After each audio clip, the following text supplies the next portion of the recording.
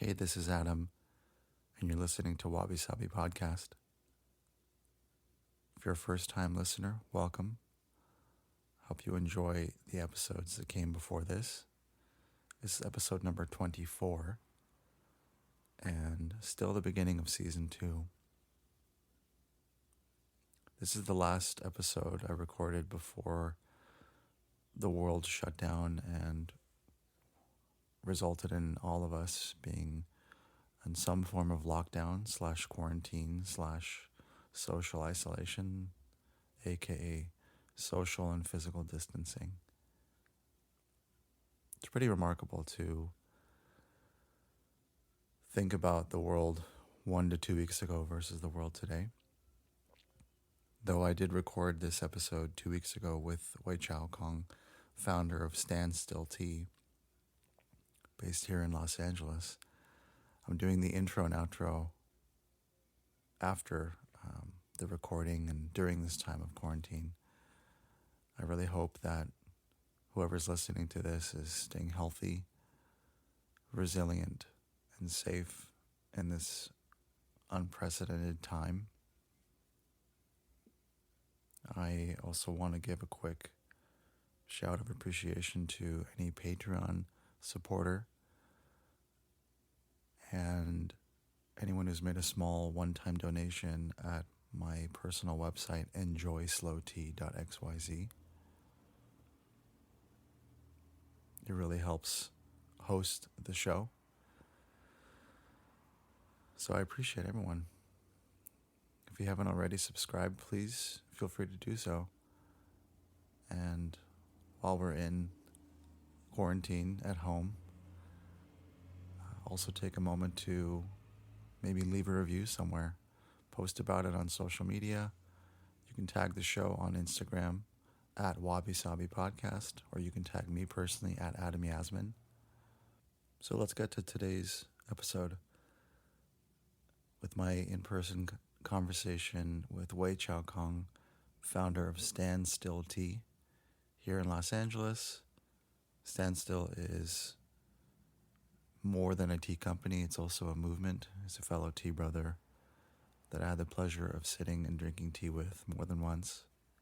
Be sure to listen to after the conversation for some links. And without further ado, here's Weichao. Sweet, man. Thanks for being here. Thanks for having me. Glad to be in your space. Yeah, glad to have you. I appreciate the spontaneity, Oh yeah, like it's like, it's been a funny experience too. You're like this beginning of the second season. This is pretty much like, oh cool, kind of year 2 and kind of year 1 wrapped up, and now I'm getting in this flow of like, can I do this once a week? Can I get people? Can I really get the schedule going? Yeah. Whether it's in person or. Have you done the remote one? Yeah, I do a lot. Actually, I do a lot of them. I feel like half, if not more, of the conversations happen remotely because maybe there's someone in like. What was my recent one? I talked to a ceramicist in Czech Republic. I have one of his pots. Yeah. He's part of the whole Global Tea Hut community. That's cool. Do you ask them to drink tea with you remotely? Have some tea, if possible. Yeah, if possible. I kind of like that. I'm not going to stress it, but I mean, But as you know, I mean, tea is such a vehicle for conversation. Yeah. Why not? Why wouldn't we? Yeah, really. So.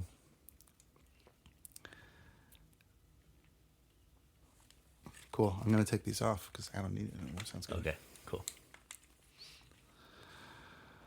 Yay. And I'm really excited to drink this tea with you because I've been like holding on to it like fucking Gollum and the Precious. Man. Oh, it's wow. Like, Whoa. Which is so funny that makes about. me feel really special. Oh, dude. Well, it's like to have you here, it's like, it's so, and like, honestly, I mean, you know, for listeners, who will be listening to this, like Weichao is, like an amazing tea brother who has a tea company called Standstill. And I found you through like just the growing Instagram tea family. Yeah, which is really cool. Which is really cool. I mean, really, like, I find something that I feel like the branding and the message and the visuals like speak to me. Yeah. And then it's like, well, who is this person? Who are these people? What's going on? Oh my God, they're here in LA, dude. Get out of here. What are you talking about? That's interesting. I think a lot of people we know kind of say that to us too, that like we don't really put ourselves out there in terms of like the Standstill brand.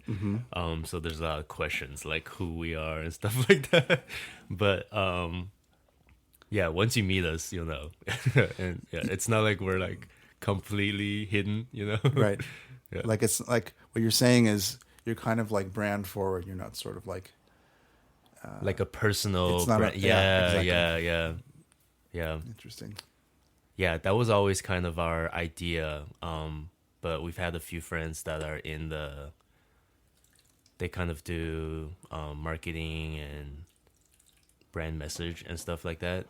They were trying to suggest to us, be like, kind of like, this is all great and all, but people want to know who you are. Like he was like, I want to know. So it's definitely something for us to think about, because we always kind of try to push the opposite, but I guess this kind of, like everything, there's got to be like a balance, and you got to meet in the middle somehow. Do you find that you have pushback, and you're doing this with your partner, correct? Yeah.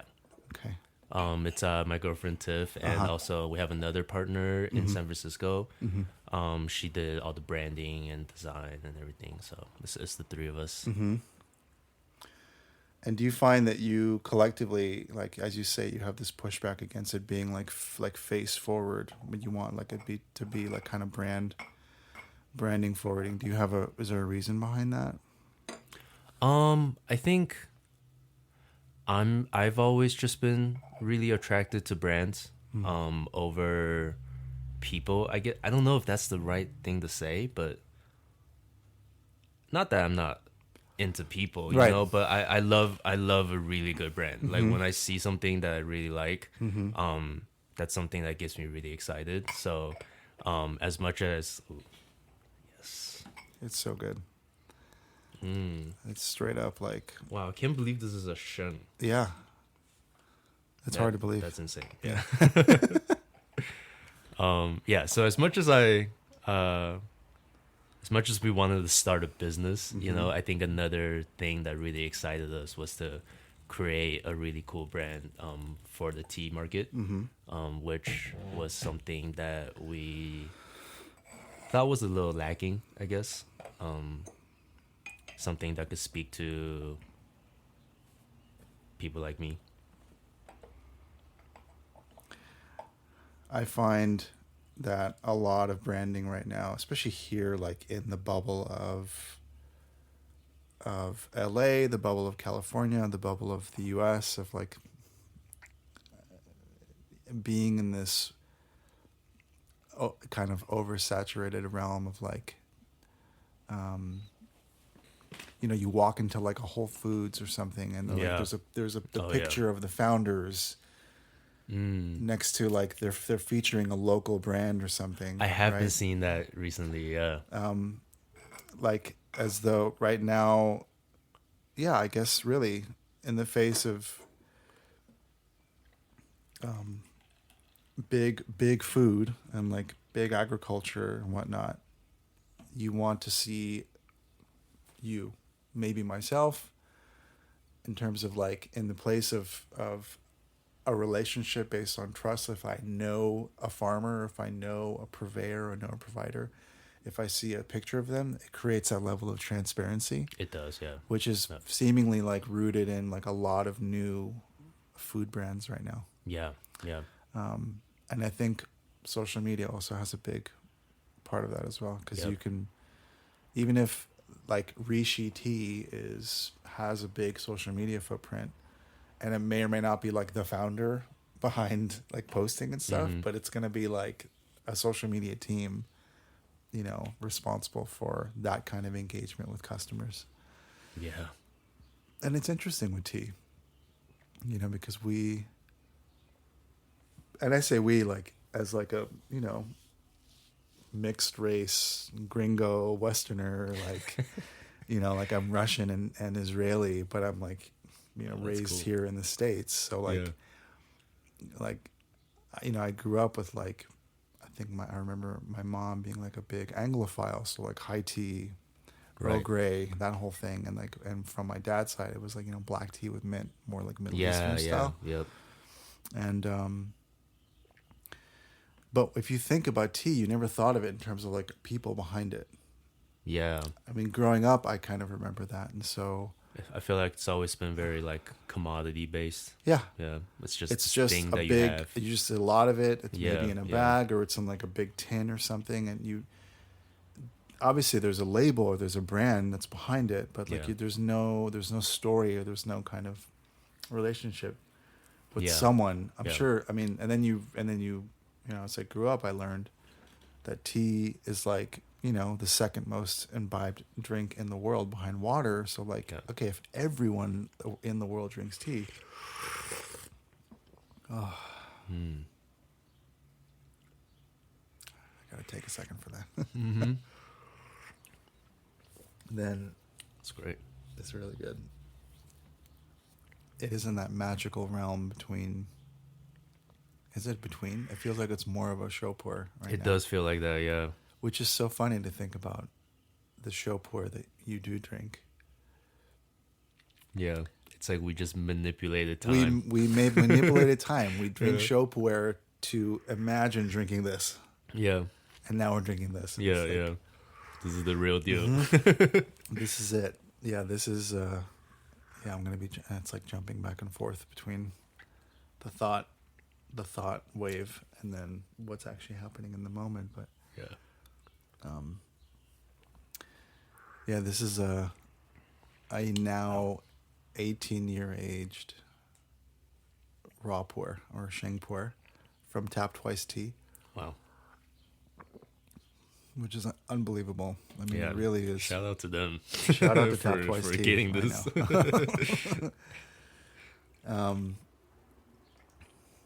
So yeah, to go back to that thought wave, and now I lost it, which is really fun.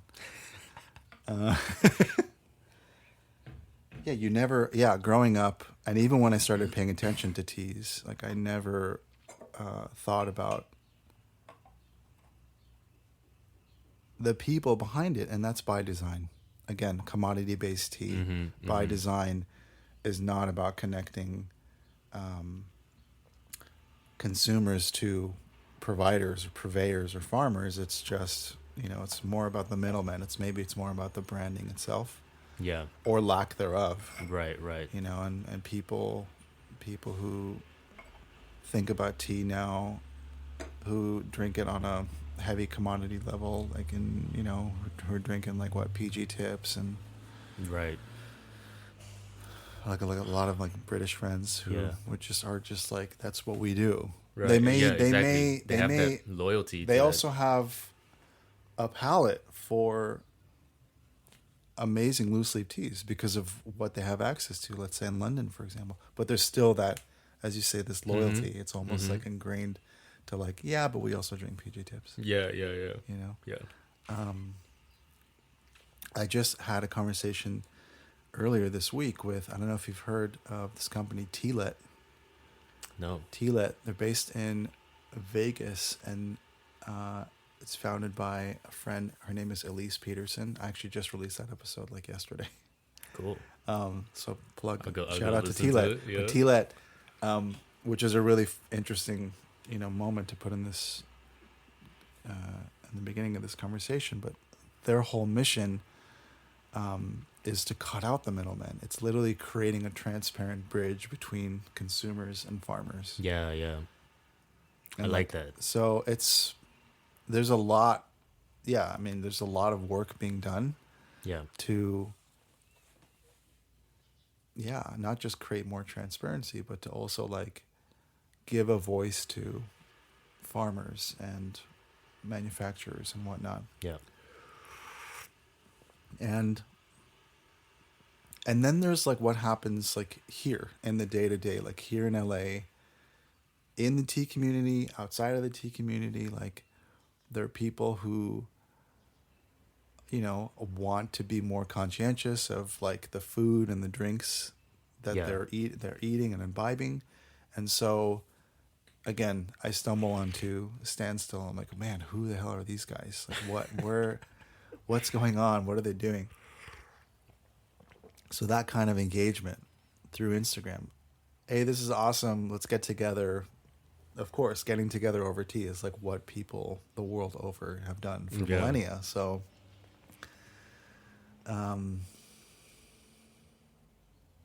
yeah, I think that's really cool. I think we definitely try to follow that same philosophy. It's definitely something, like you said, like people are being just more aware of where all of their food are coming from. So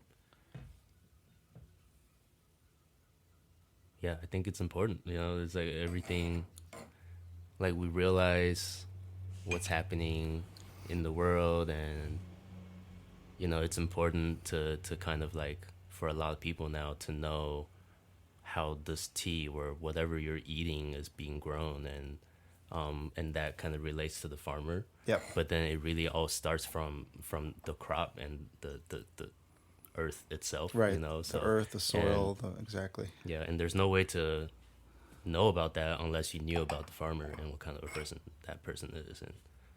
And yeah, so I hope we kind of keep going that route. I guess right now it's kind of almost, we kind of always, we do it almost as like a differentiator. Okay. Like, oh, this is what we're doing different from maybe the past like 50, 100 years, like companies have been doing. But hopefully it gets to a point where it's just not even a question, you know. That would be really cool. Yeah, like you're kind of, yeah, you're part of this wave of this ultimate like paradigm shift and like what people have been used to for 100+ years or decades and decades. Yeah. And now everything is changing for the better. Yeah. You know, and again, even in the face of all kinds of challenges. I mean, I've been trying to read more articles, or read more articles about like, you know, year over year, like if climate change is changing the amount of rainfall in these tea growing regions, what's that yield going to be like? How is that going to affect the output, the tea prices, you know, so on and so forth. Right. And then there's also political stuff, you know. I read about, there was a predominant, I don't remember if it's like Kashmir, but like one of these predominant like tea growing regions of India where like there was this political uprising, and then like suddenly that whole tea output was just like stopped. Right, you know? Yeah. Speaking of that, I just heard that a lot of Mexican gangs are turning to like avocado farming because that's kind of becoming more in demand and easier to make money, I guess, compared to drugs, I guess. And just to think of that, like that's something that we get at like a Sprouts and Whole Foods, and it's like this fruit that makes you feel almost like hip and stuff, but then to think that you know, like the behind the scenes of producing it and what goes into that is really crazy. Dude, the economics of avocado farming.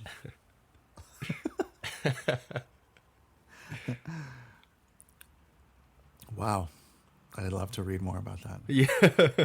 I was surprised. I mean, more avocados is, in my opinion, being an avocado glut that I am. Yeah, not a bad we thing. love it. Yeah. And it seems so, like, it's avocados are so Southern California. Like there's no way it could be evil, but No. it's almost like there's a little bit of evil to it now. Yeah. You Yeah. know, you're like, what? Yeah. Yeah. Or like when I see, like you go to the farmers markets here, and there's like Homeboy Industries, right? Yeah, yeah, I love the mission behind that, yeah, and the product is great too. yeah. You know, Yeah, that's a really cool I company. wonder if there's some kind of, if that's. I'm curious, like when you say, you know, more avocado farms, I wonder if it's kind of like in that realm. I hope so. As a form of, I'm assuming like Homeboy Industries, I should look this up, but like it's more of a, almost like a rehabilitative thing, you know. It's like being able to employ like dudes who were maybe incarcerated or That would be jailed, great. and like, hey, let's teach them how to bake and how to sell and how Yeah. to run this business and so on and so forth. Yeah, Seems that, like that's a really cool business model. So standstill operates as like, would you call it like a roving tea business, or is it rooted in your home and office? Do you mostly bring people in for tea experiences, or you also do on-site stuff? Like, what is the Yeah. shape? What's the? I think we definitely do both, but they're really different. Like I'm sure you can imagine, because we've kind of created this brand around ourselves. It's almost like we do feel the need to step up, you know, and go out there and kind of be a brand that you would imagine seeing, like, I don't know, popping up with a stall at a grocery store and Right. just trying to get people to sample stuff, Right. you know, like that kind of a Right. almost like businessy kind of a vibe. So we definitely do a lot of that. But then the thing that's really special to us, I would say, or really like special to ourselves, is the in-home tea ceremonies, and those ones, we take it really, I don't know, not that we take it seriously, but yeah, it's You have a passion for it. yeah, it's- yeah, and it's what we love, you know, and it's like we spend a lot of time organizing the right type of people to come together, and we always try to get people that don't know each other to come together, so that it's almost, you know, it's a really good way for people to try our teas, but it's also, we want people to leave feeling that they just experienced something really magical, and then they just made new friends, and that, you know, everybody connected in a special way. I think that's really the key, as opposed to just like sampling tea at our house and stuff like that. So and for as an experience or as an immersive, you can't put a price on that. no, yeah, I really can't. Yeah, But it's also what people, whether they realize it or not. Some people, like myself, like I crave those kinds of yeah, experiences from a brand. Or Yeah. from I mean, not like I'm looking for businesses that do that, so that's what I'm going to pursue. But like, I crave that as an individual, as a human. Me being, too, yeah. You know. me too. And yet, for other people who are like, oh, I was interested in just coming to sample these teas, didn't expect to have this like cool like human experience. Yeah, Yeah, And you get surprised. You can't put. It's like beyond value. it really is. Yeah, yeah. I think that like some of our favorite times and experiences were things like this, where, you know, we go into something not really knowing what to expect and coming out with invaluable things, like not really like physical things, but really more connection type of, you know, things that you could take away, and things that really like build onto like who you are on like an individual level. Things that kind of like make your brain tingle a little bit, which like tea definitely helps with that too. So yeah, that was like, it's kind of like a feeling and a vibe that we wanted to recreate every Yeah. time. Yeah. Yeah. Yeah, I did. I've been pursuing Yeah, the I same can tell. thing Yeah, in a roving experience, because yeah, this is the only opportunity to like host people here, like at home. right, Maybe there's an occasional like party or something, but I can't with like, daughter in the house. right, I right, can't. I would love to have more of a dedicated space, but it's not going to happen in here. So right. I kind of relish and enjoy the kind of like Zen mind, beginner's mind of like doing stuff on site, Yeah, having that be a way to like, for me to pursue this. There's a certain tone that I want to recreate. I kind of want to recreate the same thing every time, but it's always going to be a little bit different yeah, in a yeah. refreshing way, because it's like a different group, maybe a different Mm-hmm. intention. Maybe it's a team building thing versus like we're going to do like a new moon tea ceremony. Maybe it's more like meditative Taoist style as opposed to like strictly Gong Fu. And like, so I kind of love the the consistency of inconsistency in I the like that. kinds Yeah, of in the ways that it creates itself. And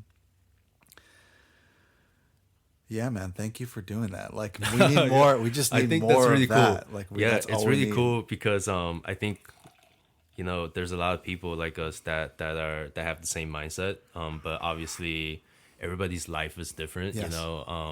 Everybody's situation is different, and we just feel really lucky to have that space that we have, Yes. and we Beautiful space. yeah, and I mean, I guess like whatever it means, like we're still young, we don't have kids, we Yeah. don't have those obligations, Yeah. so we could kind of give that space to the community.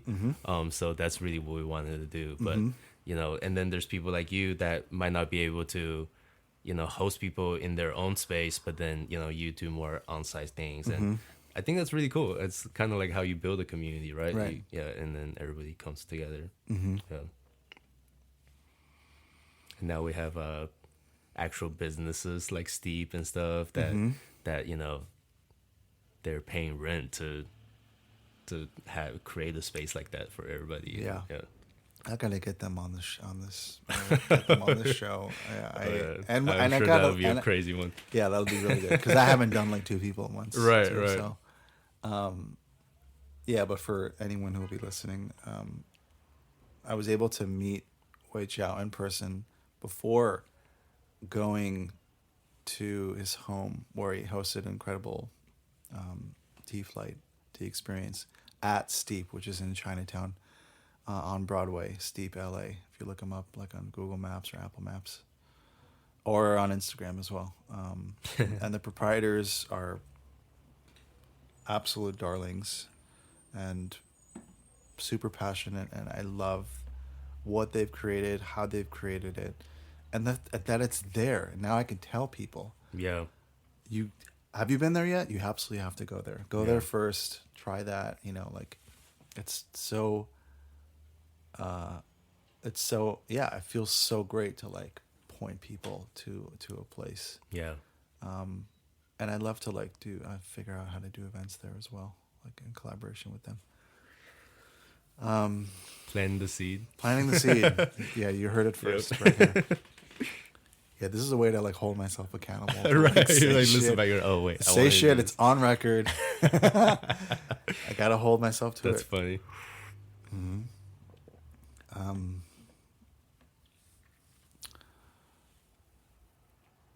So, and you just put this amazing. I don't have it physically in front of me, but you have this Oh, I new should've box brought together. one. No, it's okay. You put a box together, basically a sampler box, as I understand it. Right? Yeah. It's like a kit in a way. So I guess it's in a way it's a pretty typical sampler box that you would expect from any tea company. But then it's also really unique. It's also, we kind of look at it as like a sampler into like who we are. So it's Right. almost like a peek into the type of people we are and what we're about and how we view tea as well. And we really try to make that stand out with, I guess a little bit with our packaging, but also with our language and stuff, to really bring that human element alive. Yeah. And how do people acquire this box? They buy it from you online? Yeah, so it's a direct to consumer product. So you could find it on our web store, standstilltea.com. And yeah, we'll ship it to you within 2 business days. Expect it to be fulfilled. You gotta hold. This is it, man. It's on record. You hold yourself. Yeah. And it's not a subscription-based box. It is a one-time. It's just a box? one-time thing. I think we're trying to maybe see what the next step is. Maybe it's a subscription. I think we need to expand our tea collection a little more for the subscription to make sense. But we figured, we start off with what the one thing that was really thoughtful, that we spent a lot of time on, and then just kind of let it be out there for a little bit, and then we could kind of add more things over time. Yeah, I mean, from what I've seen, like photos of it, it looks stunning because it's spaceship unique. It looks like something, kind I of, don't know. yeah, it looks like this. It really, It's like a time machine. it does on its own.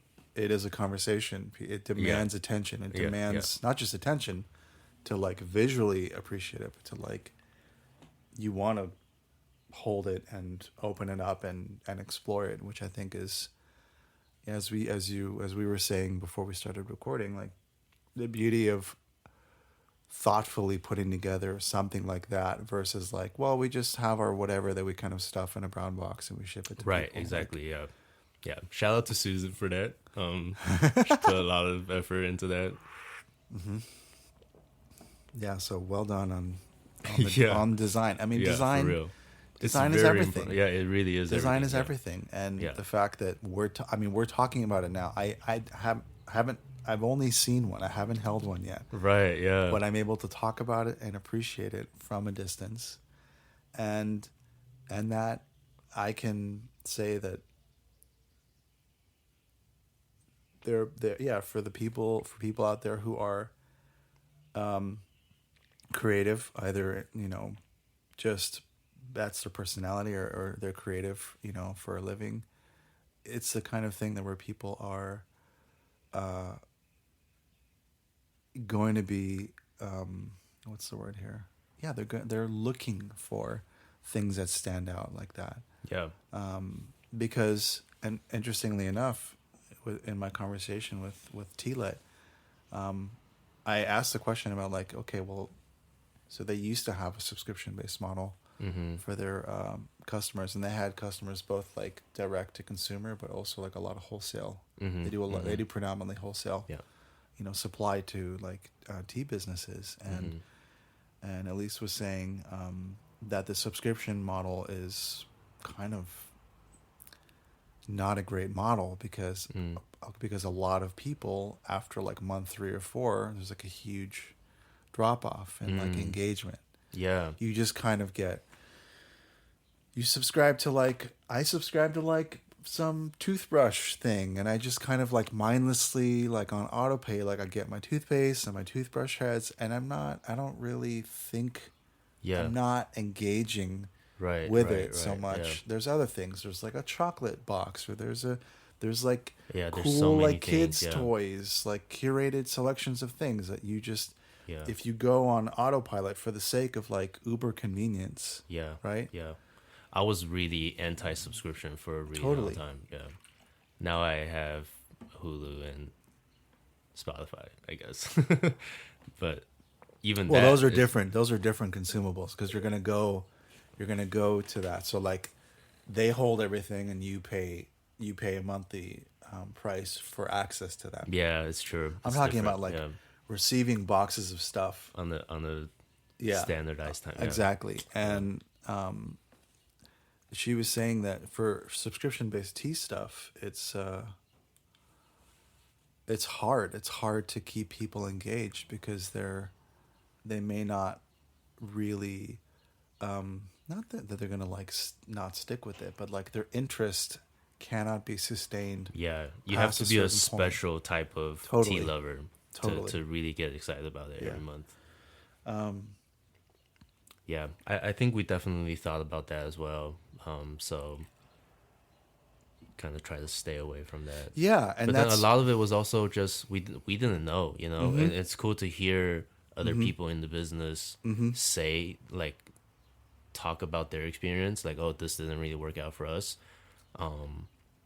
And we could kind of learn from that, which is great. And Totally. we didn't have to go through it ourselves, but it really was like we made a decision, but it was a decision based off of our assumption, you know. So we really didn't know. It's yeah. I what mean, you made the working, decision yeah. because it came from a place of like creativity. It was like a creative and like artistic act, and like the thing itself is artistic, has a lot of thoughtful design to it, and the fact that it's a one time thing means it's not the box isn't your entire business model. Yeah. It is one touch point, one way for people to reach out and like touch your brand, basically. Yeah, you know, Susan and Tiff might not like to hear this, but because it's probably not the best for like a business in terms of like financial aspects. But I would love to look at Standstill as almost an like an agency in a way, like a creative agency or a so everything is almost like on a project basis. Yes. You know, so this thing that we created, by the way, the box is called The Come Up. Yeah. So, you know, it's a whole immersive story in Yeah. itself. And that was a project, you know, and then it's almost like I would love to move on from that and What if it create was a like brand new, you exactly? know? What if? Oh man, here we go. Like, what if But I it's know like a limited? I'm about to start I know, getting shit because they're like, oh man, you about to spend all this time. This is all. This is all Yeah. just for. We're just talking because we're really like we're Yeah. getting really activated on this really amazing Yeah. tea. But what if like? What if it's a limited run of stuff? You know what I mean? Right, Like, that would be really cool. Like little capsules. Because I mean, Standstill, when we started like conceptualizing, a big inspiration was kind of like streetwear and how we were looking at, regardless of like the hype and the mainstreamness of it nowadays, Yeah. you know, like the affinity to it that customer base has to the products on a constant basis was really inspiring. Yeah. And how they were able to get people so excited about, you know, the same things over and over again. Yeah. But then for some reason they're all different, you know. And I think this whole like collab culture really started growing 5-10 years ago, and fashion really moved towards really smaller runs and limited runs. Yep. And making you feel like it's a unique thing. limited It's runs rare. and it's collaborative in nature. Right, Maybe it's with yeah. another designer or some other industry or Mhm, something, mhm. which is really cool. Yeah, and it really worked for them. So that was definitely something that we were looking at. Yeah, I guess the trick is to try to recreate that feeling, but also be smart financially, because we have done a lot of I guess one-off things that we spent a lot of time on, and also, you know, some of our own money that, you know, didn't really bring that monetary return that we would like. But then, you know, that we did get a lot of like relationship return, and Yeah. also, you know, it's different. Yeah. It's not always just the money, Yeah. which I do value as well. But it's hard to run a business that way sometimes too. Absolutely. Yeah. And I don't even know. Like I've been doing what I've been doing in the name of a shared tea experience for a decade, and it was never for over a decade, and it's never been like on the heels of a business plan. It's always been this like Yeah, that's Bodhi- another aspect of it, because you know? tea is so, like, tea people are so not that type of people, you know? Yeah. So, yeah. yeah. there we go. Well, again, without holding the box, I think it's gorgeous, and I think it's it's very meaningful. While we're saturated with a lot of like copy paste kind of the same things. There's not a lot of artistry and sort of like individuation and like something that you just, again, like unless you're talking about different industries, like a run of sneakers or like t-shirts or something where it's like it's going to be a limited run, there's only going to be like 500 of them, that kind of thing. Yeah. And there's maybe a lot to learn there, a lot to like, you know, take away from that kind of like brand engagement. That is true, yeah. So like, again, it's like for people should absolutely check it out. Like go to standstill.com or standstilltlt.com. Thank you. Oh man, this tea. I wish we had standstill.com though. That's another story. Maybe we'll find it somehow. Oh, I found it. It's just it cost you $10,000 to get it. To get it. So we kind of I actually changed my URL. I had the URL imagesoftea.xyz for a long time. Yeah. Because I've never seen the .xyz until you used it, by the way. I saw, yeah. So like maybe that's my like yeah. that's my individuation, yeah. But because it rhymed, imagesoftea.xyz. Oh yeah, wow, I love that. But then it was also like, but because I was taking a lot of photos, and I thought like, oh, it could be an installation based thing. Maybe it could be like gallery stuff. Maybe I'll like, again on record, maybe I'll like grow the cojones to like ask Steep if they would like to have a piece up or something, because I saw they did like a food like a food photography show. Mm-hmm. I was like, oh, I would love to have like a piece in there, but like I'm sure they'd be down. You just gotta. But no, I know. I just have to like just get out of my way and do it. Yeah. But then I realized like no, it's actually more about offering a service, being a service based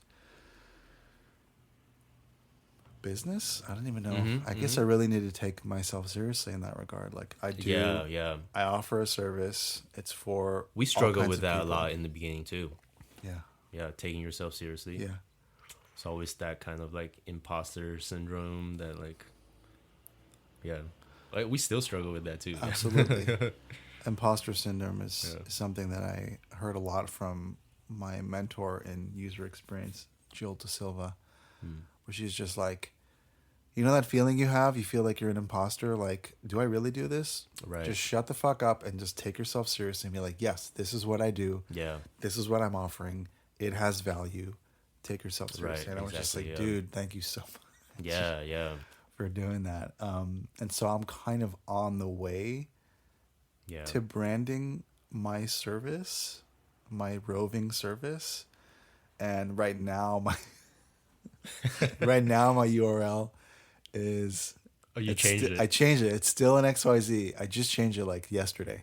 Wow. Because imagesoftea.xyz was like, I need to like, maybe if I break free from it, it'll like create new opportunities. But now it's called, it's enjoyslowtea.xyz. Okay. Which I think speaks more to like what I'm actually offering. I have to like slow down on this tea because I'm feeling really giggly right now.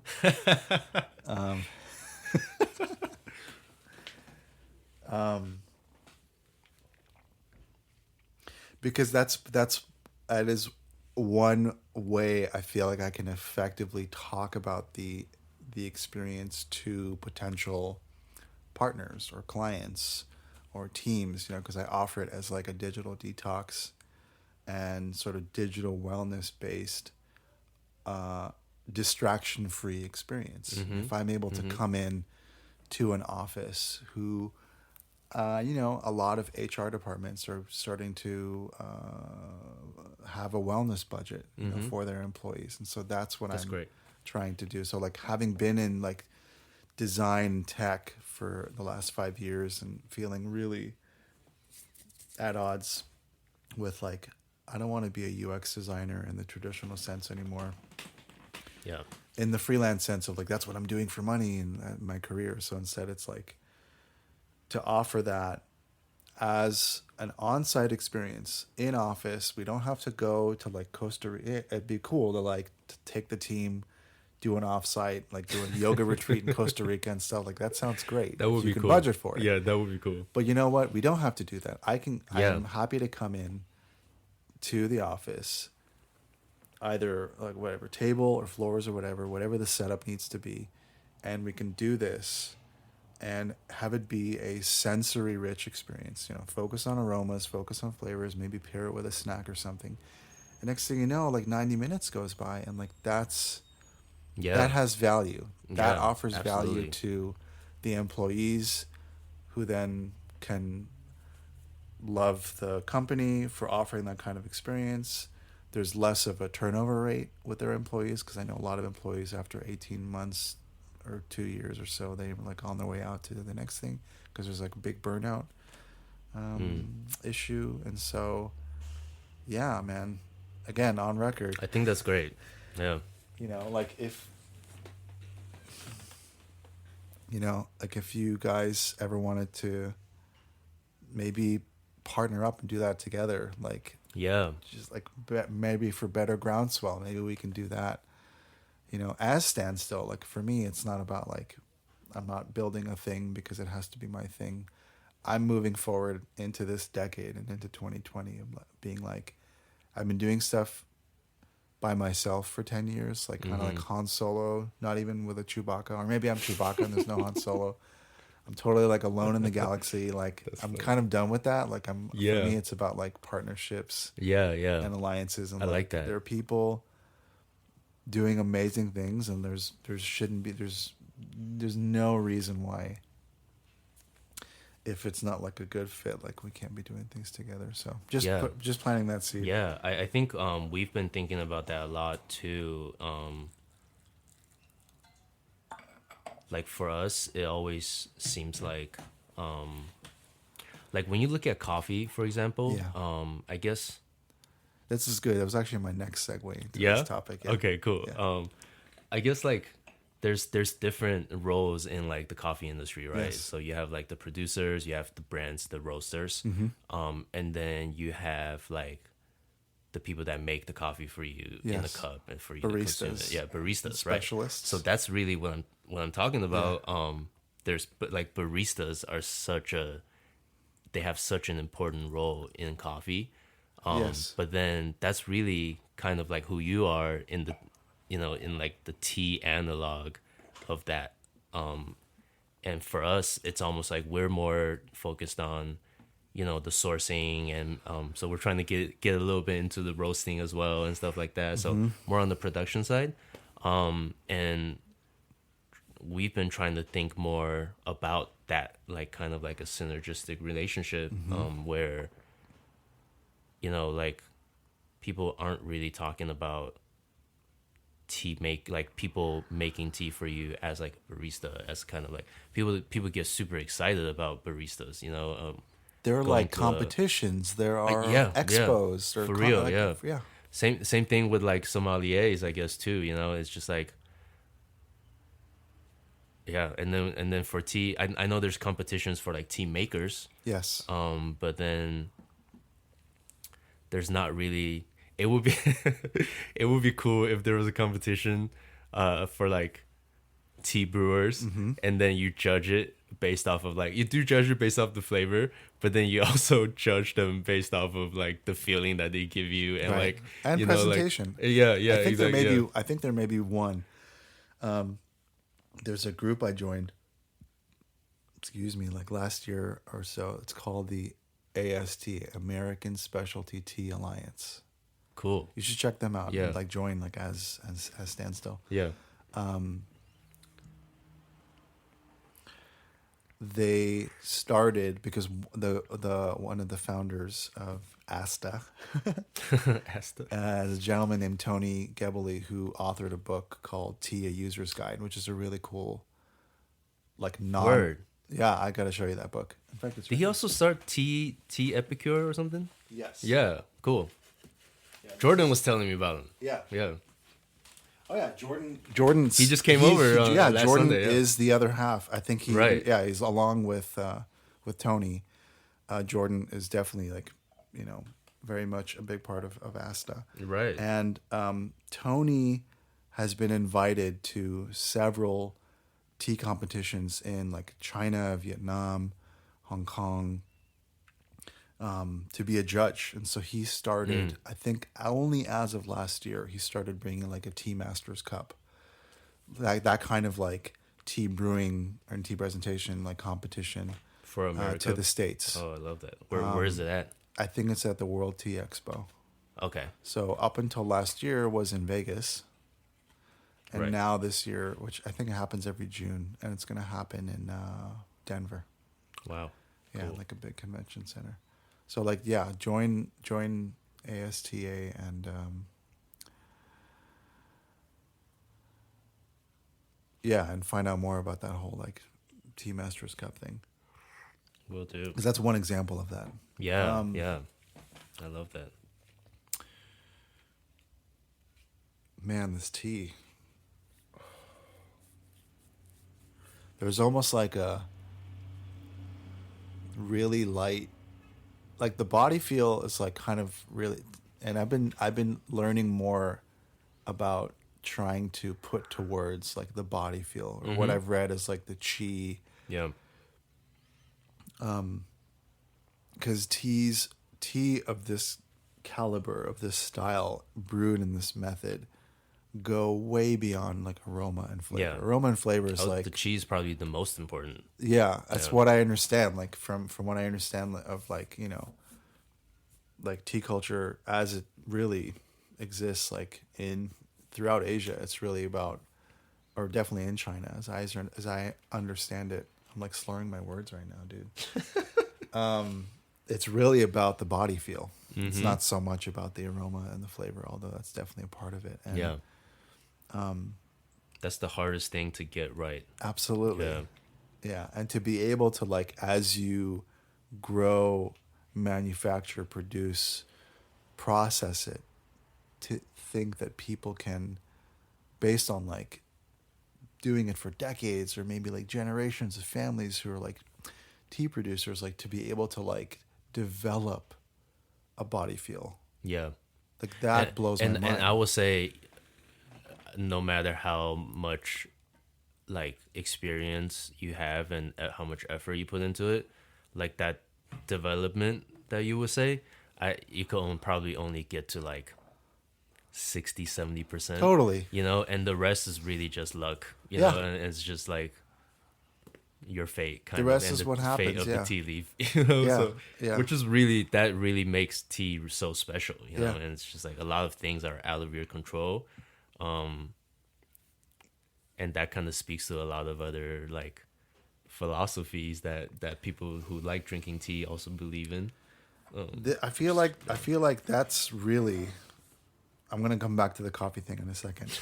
But this is what, after 10 years, is what gets me, what keeps blowing my mind, and what I keep pursuing, is that no matter what, there could be a tea year over year, like a wine, or Pinot Noir or Merlot. Like there's one vineyard or something, and there's like different years where they're producing the same tea. Obviously, it's particular to that year.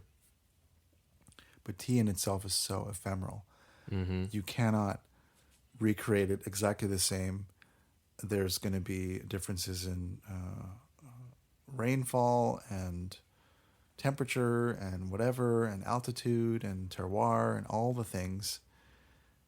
The reason why I feel like I crave it, even though I'm craving what I understand to be a repeat experience, but it's on a different day. It's a different temperature. I'm Yeah. feeling differently, and maybe I'm in a different mood. Yeah. You know, whether I'm in a good mood and I want to celebrate by drinking tea, or I'm in a really fucked up mood and I'm just like, I need to just do this because it's a nice thing I can do for myself. Like that kind of, the fact that it's impermanent, it's ephemeral, like there's only so much of it, there's so little of it that exists, is why I like keep craving it.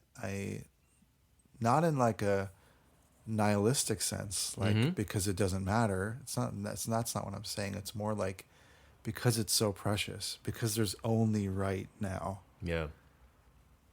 Yeah. That's why I feel like that's what I'm constantly craving about. I can't even complete this thought right now. It really makes you recognize life, I guess, and the reality of like this thing that we live in, Yeah. and how everything's always different, always changing. Well, I mean, A lot of things are out of your with control. these things in our pockets, it's all this. It's like the same notifications, the same graphical user interface. It's the same engagement, the same Everything's interaction controlled, every right? day. Like it's a person that designed it Yeah. with an intention in mind, and it doesn't change. Yeah, it's supposed to make you feel a certain way, and it was Yeah. very Yeah. Exactly. rigid. It's Yeah, manipulative. yeah. Absolutely. And it's that way by design, and like we don't even have to spend time on that, but that's why I crave this, and it's important for me to share in this experience, whether it's with tea people or people who have never had. I feel like I do a lot of that. I've been doing a lot of that, like over really. If I look back at the time spent, is like a lot of it's like introducing people to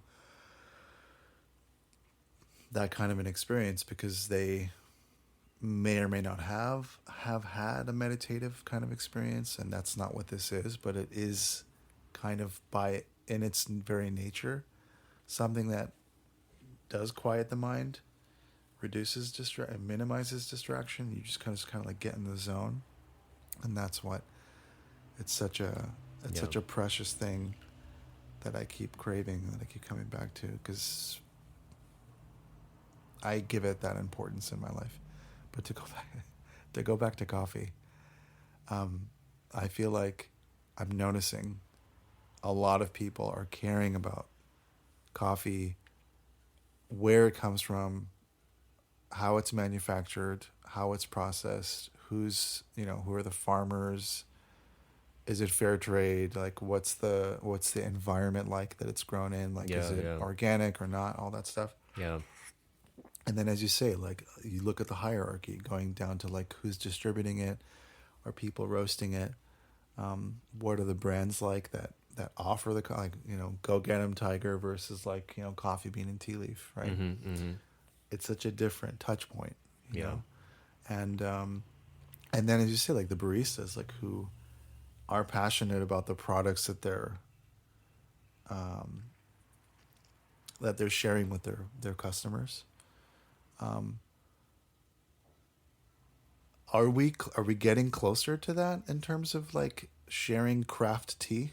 If we're going to be talking about craft coffee and looking at the different types of brewing methods, I almost want to say like it's the other way around. I feel like coffee is trying to like chase that feeling in a way, but it's still very much like a fast like consumer kind of Yes. item, and I talk about this with a friend that is super into coffee, and he kind of like put it into perspective for me, because for a long time we were like from a branding perspective, we were looking at the coffee industry, and now I guess maybe I would just keep it at coffee, and how like this whole third wave coffee thing really started making people aware of like where it's from, and like it being single origin versus a blend, and is it fair trade and stuff like that. But then he told me that like, dude, coffee is still dirt cheap. Like even if it's really like, even if your coffee costs like $6 a cup, like that margin that that company made just huge. and because it's like from the origin standpoint, it's still a crazy commodity. It's like still a really really cheap thing. Whereas like tea's not like that. Teas are super expensive, and like I don't know if it's because the places that are growing and producing really good tea, like China, Japan, they're like slightly more developed countries than like a lot South of the America, right, and Africa, yeah. like Southwest Asia, these kind of countries. I don't know. I guess that kind of plays a part into it, but like people know their worth. Like the producers, the tea farmers know their worth at this point, and you're unlikely to find a really good tea for a really good price, it's probably pretty expensive if it's like a really good tea. So that was interesting to me. And like, I guess like wine is kind of like that.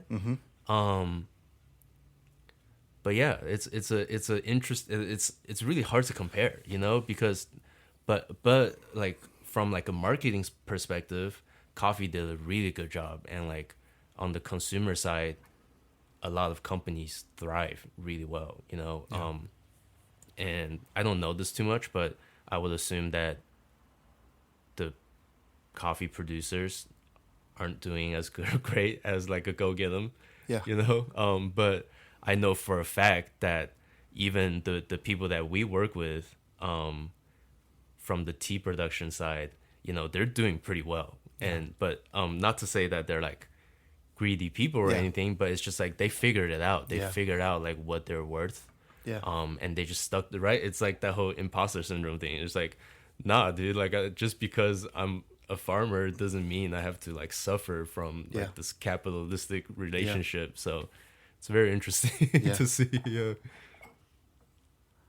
I would imagine too. I mean, like for high end tea, for any specialty tea. I mean, there's just tea is more process heavy than coffee. Yeah. A lot more craft goes into it. Yeah. And the craft for coffee only comes into play for us again on the consumer side, right? Because the roasting happens locally, where you consume it, and that's what people see the most. And that's what people kind of like attach themselves to.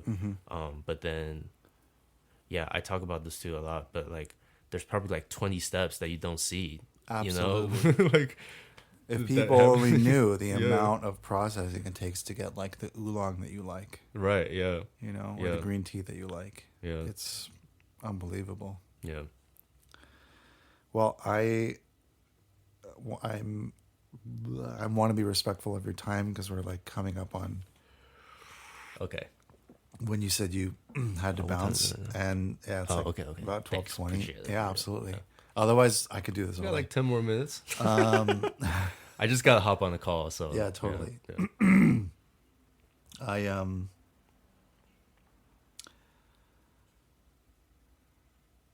Yeah. Oh my God, like 800 questions in my head right now. Bottleneck. Yeah. I kind of make that metaphor all the time. But I guess, yeah, since we have just a couple more minutes, would you like to go into like kind of storytell, like just the beginnings for you, like any origin story or like how? For tea specifically, I definitely didn't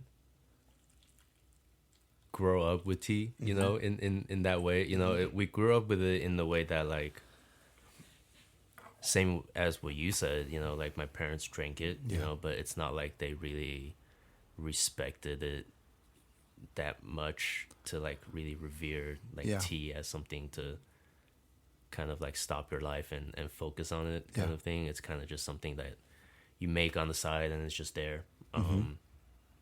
But I guess that's been kind of trained your palate, you know, so it made you like tea from a young age kind of thing. But the really how we started was before this, I was already in the food industry. When I graduated college, we started like I moved over here to LA from Pittsburgh. That's where I went to school. And like I just wanted to get out of Pittsburgh. Sure. But I had the opportunity to start a food truck. And I think a lot of the things that I really get interested in is kind of cultural. So the food truck, we started a concept that made these things called jianbings, which is kind of like a Chinese street crepe that I grew up with. Cool. It's something, it's like a super street food thing. It's kind of this like breakfast item that you see a lot in like northern China, and it's like super nostalgic for me. It's something that like I used to always crave, but my parents would never let me buy it because it's like on the street, and you know they're like, oh, you can't eat street food kind of thing. Got it. So I guess that kind of like pushed me into the food world because I wanted to kind of like recreate that nostalgia that I felt and kind of give it to other people. Yeah. So after that, I stayed in the food world. Like I was cooking around LA and stuff, and we were just trying to find like a concept for us to do. It might sound really stupid, but then we're like, oh, we're Chinese. Like, what about tea? You know, like coffee culture is kind of popping off. Like, we should kind of match that enthusiasm with tea, and like our country grows it. I'm sure we could go find it somewhere, and do the, and find it directly. It seems so like, yeah, it's like so practical. It's Yeah. like, oh, well, it's, it's part of our culture. Yeah. It's part of what we grew up around, surrounded by. Yeah. Why not just focus on that? And then it's just like, oh, but like, we want to represent it the right way. Like, like we do want to have a Chinese person representing Chinese tea. Yes. So, we kind of started exploring the idea, went back to China a little bit. And then a lot of our family friends and, we found out that everybody owns a tea farm in China, apparently. So a lot of our family was like, oh, you want to do tea? Like, let me show you. Like, my friend has a tea farm and stuff. That's so cool. So we would, like, go meet with these people, and then they would make tea for us, I guess, in, like, a slow tea kind of a way. Yeah. And that's really the first time we kind of got introduced to Kung Fu style. Yeah. And at that point, we were, like, we still are, but like we like love to smoke weed, and that was, and like obviously you can't smoke in China, but like that whole tea experience really like there's a lot of parallels, and like really related to us. And like I'm always super into like the technical side of everything. So like I used to like read up on a bunch of forums on like how you grow weed and like the different strains that came out of like these mother strains and stuff like that. And it's like literally the same shit with tea. And I was like, wait, this is crazy. And the way that it makes you feel and everything. So we kind of just, that's kind of where Standstill as an idea started. So we wanted to kind of create a brand that represented all of those things that got us really excited about weed. But then, the thing that you're consuming is a little bit different. I guess it's a little bit it's healthier because you're not smoking, but then the sharing is very much still there. Like the communal aspect of everything is still there. And then we kind of, have you ever done like a pairing event? We're trying to. Okay. We're trying to. I mean, we like our in-home ceremonies are very much 420 friendly. Yeah. But we never really like. You're not putting an emphasis on it. Right. Exactly. Yeah. So we just always wanted to kind of reserve that for like once we do like a collab with a company or something. I'm gonna hold this thought. Yeah. Continue. Yeah. So then from that idea, we really tried to develop a brand that kind of captures that idea. Something. A brand that speaks to that certain kind of people. Like we kind of noticed that a lot of people aren't into tea. And we were trying to figure out why. And we saw that like a lot of tea companies are very similar. They're really trying to target like a very specific type of person, which is great. It works really well. But then there's like 90% of the United States that just don't know about it just because 90% of the tea companies don't really speak to them, so we really wanted to kind of like shift that a little bit and make it a little bit more fun, make it a little bit more exciting. And now here we are. How old is Standstill? I would say like the idea probably started maybe like 2-3 years ago. But at that point, we really didn't know what we were doing. It's still relatively new, is what you're saying. Yeah. That's amazing. Yeah, that's great. Yeah. So my idea was, if you haven't developed like a pairing event already that you may host at home, even though you say you're 420 friendly when you pour it home, I've been reading about these like weed cafes that like started opening up here in LA. Yeah. Who are like very high, very like highly curated selection of goods and so on and so forth. I wonder if, as a way of outreach, you can maybe develop like a tasting experience or a Yeah, pairing that would be experience very with the cafe on site. Yeah, That'd be really cool. that would be very cool. I think even just to push that forward like 10,000 steps, our dream is to open like a weed friendly tea room Dude. sometime, you know. You Like, hear it? that would It's be on really- record. Yeah. It's on record. So- Some point in the future, Yeah, like at you some can point. you can. That'd be so cool, man. I Yeah. mean, it would be like, what a destination. Really, yeah. Yeah. And it just seems like the perfect concept for They us. go, you know, yeah, like, they go hand in hand. Yeah. I mean, And that sounds amazing. and it's like a direct representation of who we are Yeah. and everything. Yeah. Yeah, well, may it, yeah, man, may it Yeah, be so. but the weed industry is crazy right now too. Very So, crazy. Yeah, we have some friends that are in it, and we talk to them because we do also want to have like products too that kind of relate the Yeah. two together. Yeah. We'll see. We'll see.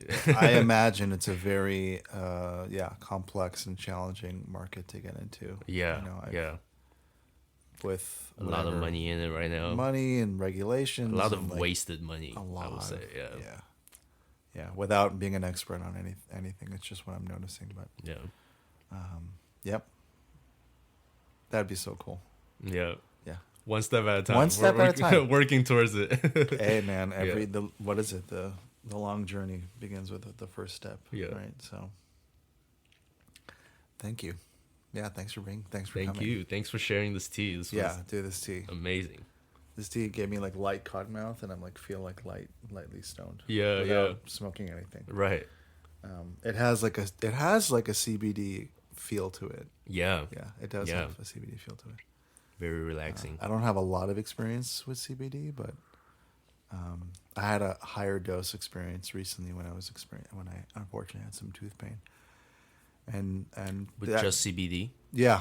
Did I it was help just the like pain? I took like a 20 milligram like liquid pill, Yeah. and it just shifted my awareness of the pain. I mean, it didn't make it disappear like ibuprofen would, Right. but it was like heightened sensory awareness, you know, and it was lovely. That's cool. And that's, and there's a similarity with like the type of tea that this is, Yeah. where it's like Yeah. giggly and kind of like dry in the mouth and Yep. heightened senses, and Yep. it's kind of Makes very you similar. really aware of your body right Absolutely. here. Your upper like body area. Yeah, what a really generous and tea. your head. Well, I can't wait for the next conversation, and I can't wait to come back. Yeah. your Yeah. We house should do and- something yeah. together too. Yeah. Yeah. Yeah. Cool. Thank you again. Yeah, of course. Thanks for listening. Hope you enjoyed. And be sure to check out Weichao and Standstill on the web at standstill.com. Just like it sounds, STANDSTILLTEA.com.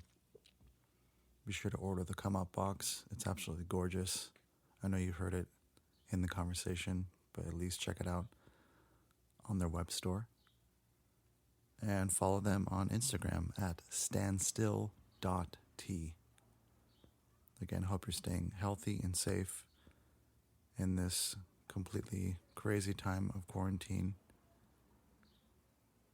If you haven't already, please subscribe to the show, leave a review in iTunes, post about it on social media. Consider supporting if you can for as little as $1 a month on Patreon. So check out patreon.com/wabi-sabi podcast. You could also make a small $1 or $2 or $5 one-time donation at my personal website, enjoyslowtea.xyz.